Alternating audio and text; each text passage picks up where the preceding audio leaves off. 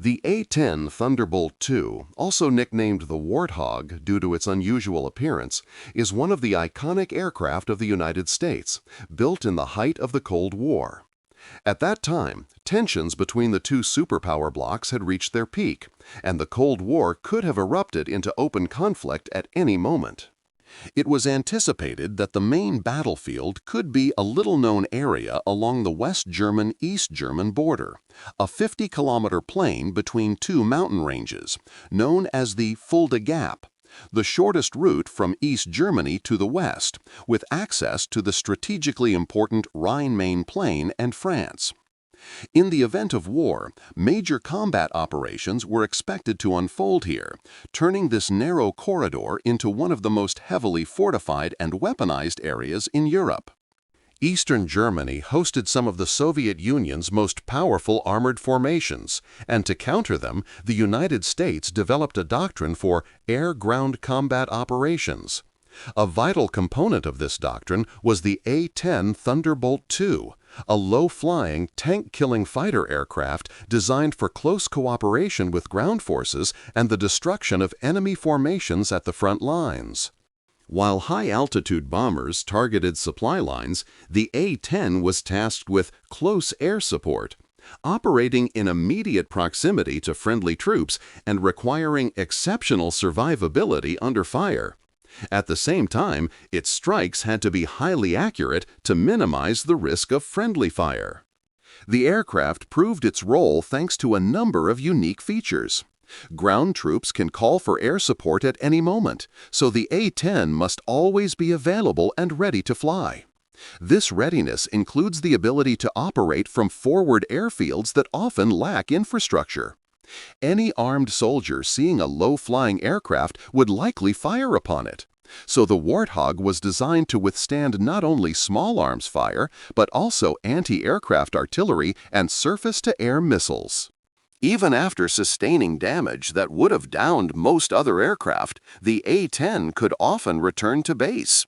From the beginning, designers prioritized low production cost and high maintainability. Quantity and simplicity were crucial, similar to how the T-34 tank proved decisive in World War II. The A-10 was intended as a cheap and durable workhorse of the U.S. Air Force. The aircraft was built using readily available components, allowing for rapid and inexpensive field repairs. Contractors designing the aircraft had to consider these factors and design the plane around the 30mm GAU-8 Avenger Gatling gun, chosen at the earliest stage of development. The GAU-8A gun, about 6 meters long, occupies a significant portion of the aircraft's nose and is tightly integrated into the airframe. Its main component is the ammunition drum, which feeds 30mm rounds through 7 rotating barrels. Empty casings are ejected to prevent damage to the aircraft. The enormous volume of propellant gases produced by the gun, along with unburned particles, could reduce engine thrust. To address this, the gun was equipped with gas venting systems, and the engines have devices to ignite residual particles. All hydraulic systems on the A-10 are redundant, supplied by 2 independent pumps near the engines. The elevators, ailerons, and rudder are connected to these hydraulic lines. Even if one engine fails or one hydraulic line is severed, the aircraft can continue flying using the remaining system. This allows the pilot to safely land or move away from the front line and eject over friendly territory. The tricycle landing gear retracts into special bays, with the wheels protruding about 1/3 of their diameter to allow emergency landings if the gear is partially extended.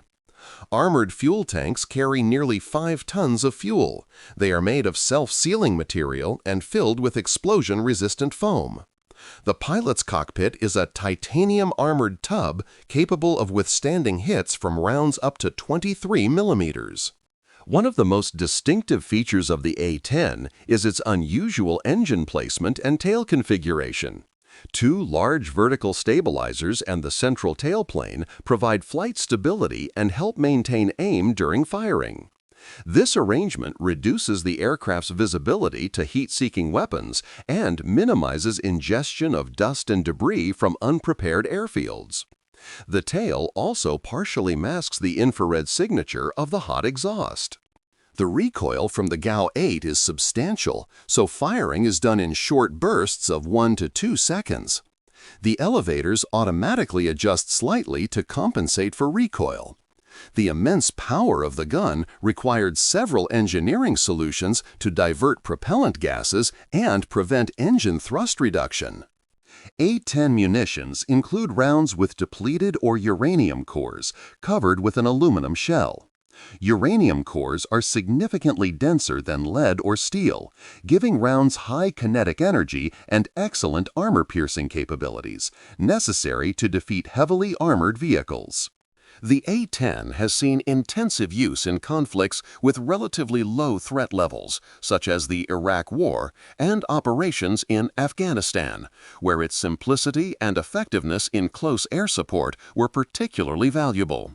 Despite discussions of gradual retirement due to the introduction of next-generation aircraft, the United States has not yet fully withdrawn the A-10 from service in the close air support role.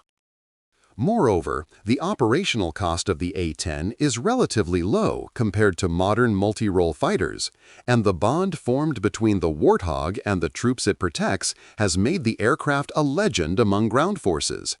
Just as the A-10 was created to face a massed armored threat, fifth-generation aircraft like the F-35 were developed for future conflicts, where threats will be denser and more complex, and the mere ability to strike may no longer be sufficient.